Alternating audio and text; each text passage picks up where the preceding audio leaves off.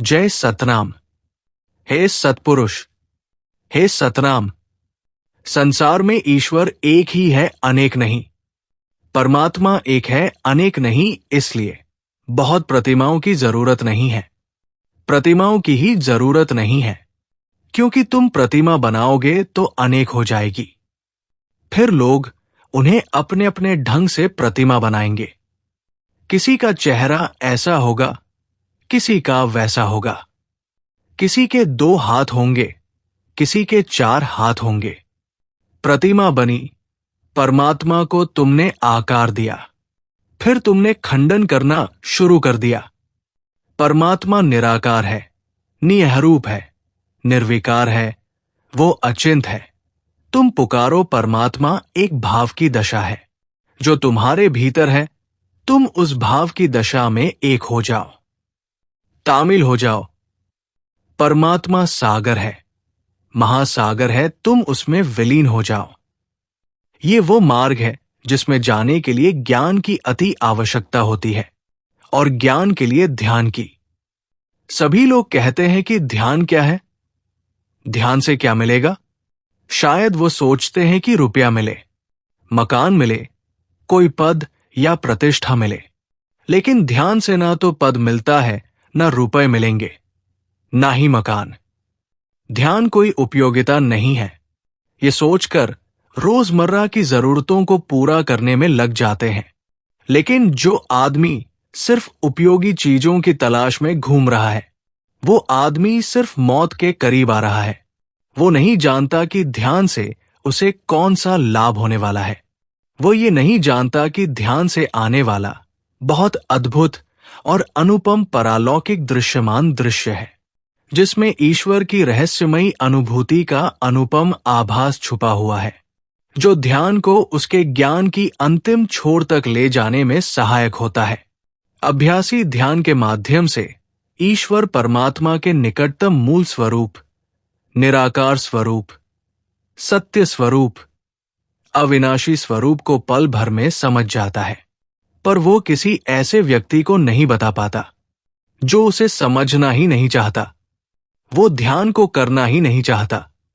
दरअसल ध्यान को हर कोई अपने अपने विचारधारा, अपने अपने ज्ञान, अपने अपने तर्क वितर्क से अलग अलग समझने लगे हैं।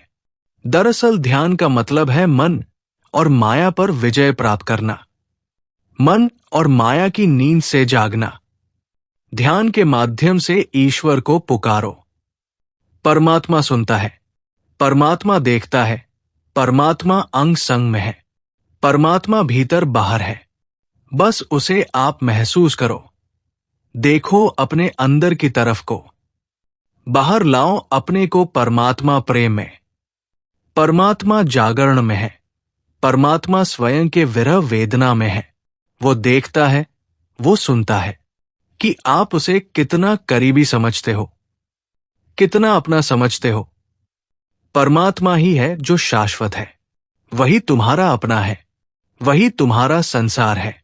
उसी के लिए तुम यहां हो। संसार में परमात्मा ने तुम्हें सर्व समर्थ ज्ञान, सर्व समर्थ उपयोगी काया दिया है, जिसके माध्यम से संसार में आप अपना जीवन को एक उपयोगी जीवन में बदल सकते हैं।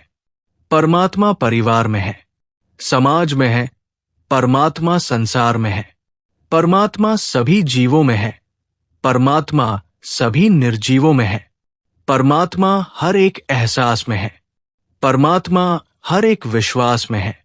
जो व्यक्ति इस भेद को जानता है, उसे ये बताने की आवश्यकता ही नहीं है कि परमात्मा क्या है, परमात्मा कौन है, परमात्मा कहाँ है। वो भेद अवश्य जान ही जाता है कि ये सत्य है, शाश्वत सत्य है, अविनाशी सत्य है।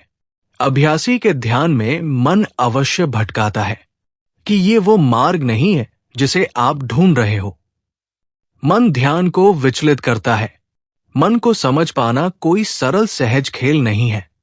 मन एक वाद्य यंत्र की तरह बजने वाला, अलग अलग संगीत निकालने वाला एक मध्यम है, जिसे हम विचारों के माध्यम से, सोच के माध्यम से बजाते हैं। मन हमारी इंद्रियों को भटकाते हैं। हमारे विचारों के माध्यम से मन काल का एक सहायक है, बल्कि यूं कहा जाए कि मन ही काल है। माया मन की सहायक है, जो इस जीव में छुपे आत्मा को परमात्मा से मिलने के लिए बाधा उत्पन्न करता है।